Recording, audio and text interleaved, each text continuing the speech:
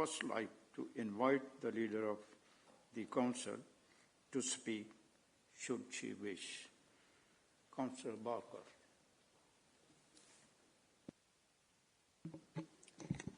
Thank you very much, Mr Mayor. Already some very worrying news which we knew was coming from our officials there. I'd like to talk about how I chose to come and live and work in the Borough of Woking 26 years ago. I've never regretted that decision. I'm really proud to be a resident of the Borough of Woking. I'm proud to be an elected councillor, and I'm proud to lead this council. The Borough of Woking remains a great place to live and work. But as you've heard already, we face a challenge like none we have faced before. On the 7th of June, our finance officer issued a Section 114 notice. In doing so, he effectively told us that the Borough of Woking, if it were a business, would be bankrupt.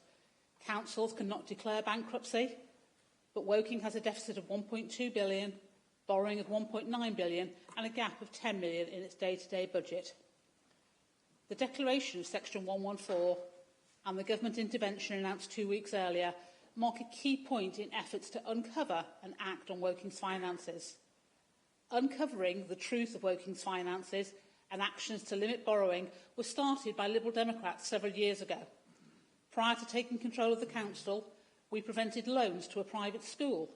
We objected to a proposed £250,000 loan to a developer who had plans for Kingfield Stadium, and to a grant of £100,000 to RHS Wisley, a national charity located outside of the Borough of Woking.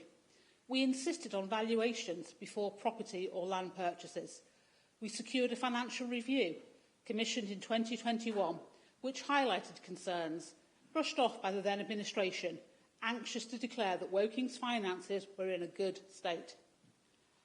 Our efforts have accelerated since we took control of the council last May. The work of the government review team and work we commissioned and the hard work of our officers with financial experts have brought us to this critical point.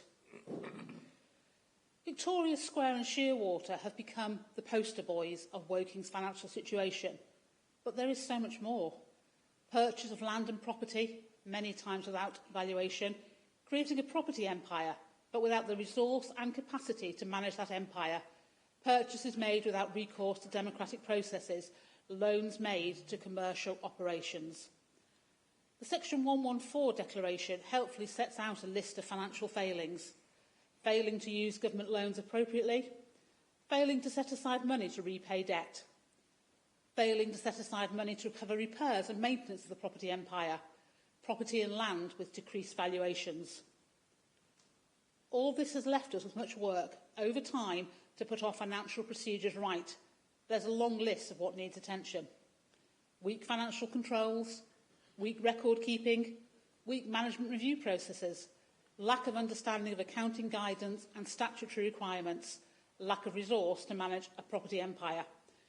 And these failings haven't been helped by the fact our accounts haven't been signed off by auditors since 2018-19. The CEO's recommendations set out the first steps we need to take to recovery.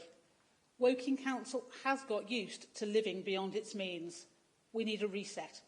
We need to commit tonight to work to filling the £10 million gap in our day-to-day budgets.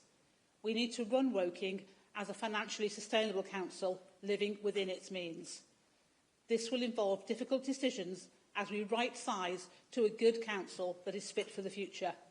It will affect our staff. It will affect our services. It will affect our residents. Wherever we can, we will be looking to deliver services in a different way with partners or the voluntary sector. But inevitably, we will need to stop providing some services or increase charges for services. Proposals on this will come forwards during July.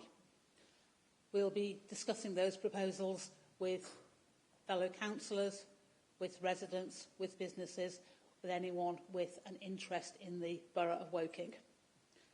We'll be looking also at the best use of the council's asset base to reduce the impact this huge borrowing and deficit has on public funds. This will involve a strategic approach to sell assets or to get more out of assets. And as you've heard already, we do need help from government. As we help ourselves to recover, we will be able to put a clear ask to government on the support we need to reach a full recovery. Woking needs to move forward, and I would appreciate the support of each and every one of you this evening. During the difficult journey ahead, take the first positive steps on the challenging road to recovery. Give your support to the recommendations that lie before you. I'm sure we all want to be part of running a borough that we are proud of. We all want our residents to live in a borough that they can be proud of. Our best way forward is together, working as one. Please support the recommendations before you this evening.